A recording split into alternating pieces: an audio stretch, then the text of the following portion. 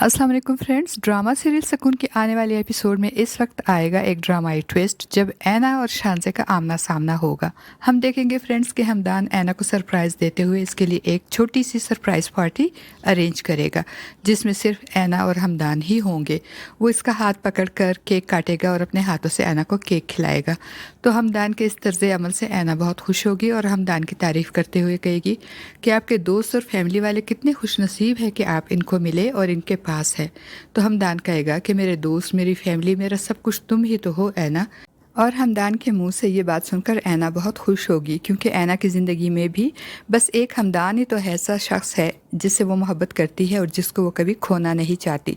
दूसरी तरफ आयमा की इतनी ख़राब हालत और इसके साथ उस्मान के किए गए मज़ालिम के बारे में जानने के बाद महमूद साहब को भी अपनी गलतियों और कोताहियों का एहसास हो जाएगा कि इन्होंने जज्बात में आकर अपनी बीवी और बेटियों के साथ बहुत बुरा सलूक किया है। वो आबदा बेगम का हाथ थामकर इनसे माफ़ी मांगते हुए कहेगा कि मुझे मेरी सारी गलतियों और कोताहियों के लिए माफ़ कर दो जो मैंने तुम्हारी और तुम्हारी बेटियों के साथ की है। तो सदा की साबिर और शाकिर आबदा बेगम ये नहीं चाहेगी कि महमूद साहब की इज़्ज़त नफ्स को ठेस पहुँचे, इसलिए वो इनसे कहेगी कि इसमें आपका कोई कसूर नहीं, ये तो बस किस्मत के खेल हैं। और फिर जब उस्मान आयमा को लेने आएगा और एक बार फिर सारा इल्ज़ाम महमूद साहब की बेटियों और इनकी तरबियत को देगा और महमूद साहब से बहुत बदतमीज़ी करते हुए कहेगा कि आपने ऐसी बेटियों की परवरिश की है जिनको पैदा होते ही गला घोंटकर मार देना चाहिए था। तो महमूद साहब को उस्मान की बातें सुनकर बहुत गुस्सा आएगा और वो एक ज़ोरदार तमांचा उस्मान के मुंह पे मारते हुए कहेंगे कि अब आयमा उस घर में कभी नहीं जाएगी, बल्कि अब वो मेरे पास ही रहेगी और तुम भी यहाँ से दफ़ा हो जाओ।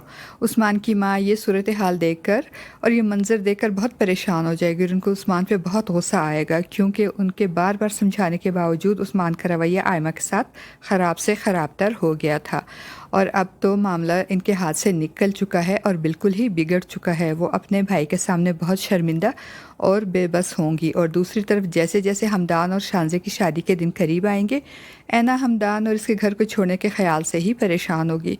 वो हमदान से कहेगी कि जब आपकी और शांजे की शादी हो जाएगी तो मुझे यहाँ से जाना ही पड़ेगा, इसलिए बेहतर है कि मैं पहले ही यहाँ से चली जाऊँ।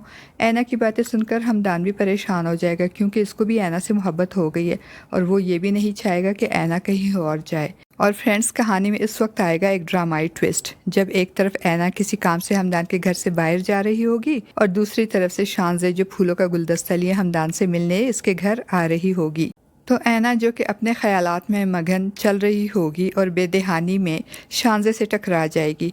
शांजे भी इस अचानक टक्कर पे घबरा जाएगी और रुक जाएगी और जब ऐना को देखेगी तो ऐना को पहचान लेगी और शॉक्ड हो जाएगी कि इस तरह ऐना हमदान के घर से क्यों आ रही है। फ्रेंड्स, आपको क्या लगता है, क्या शांजे ऐना और हमदान के निकाह के बारे में जान पाएगी?